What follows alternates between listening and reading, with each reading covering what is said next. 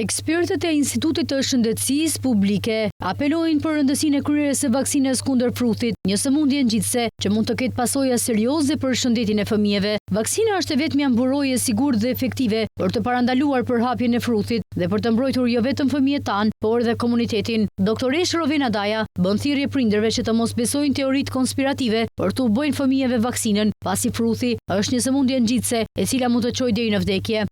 Pruthi është një nga sëmundjet më ngjitse.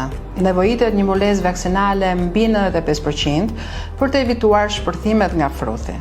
Rastet të rritura me pruthin jo vetëm në Shqipëri, por edhe në të gjithë Europën, lidhen pikërisht me rënien e mbulesës vaksinale. Prindrit hezitojnë të vaksinojnë fëmijët e tyre për shkak të teorive të autizmit. Ndërkohë, këto janë teori të gabuara, të cilat nga studime të shumta në të gjithë botën kanë rënë poshtë. Vaksina ndaj fruth rubeol parotitit është një vaksinë e sigurt, një vaksinë që nuk shkakton autizëm dhe shumë efektive.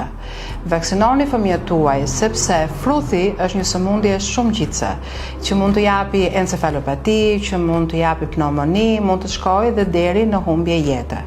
Vaksina aplikohet në 2 doza. Doza e parë në moshën 1 vjeç dhe doza e dytë në moshën 5 vjeç. Konsultoni me mjekun tuaj dhe vaksinoni fëmijët. Vaksinoni duke besuar. Shpërthimet e pruthit në disa vende të Europës kanë ngritur alarmin për autoritetet shëndetësore, ndërsa rasti janë regjistruar edhe në Shqipëri. Instituti i Shëndetit Publik deri më tani ka konfirmuar 12 raste të fëmijëve të prekur nga kjo sëmundje infektive në periudhën janar-mars.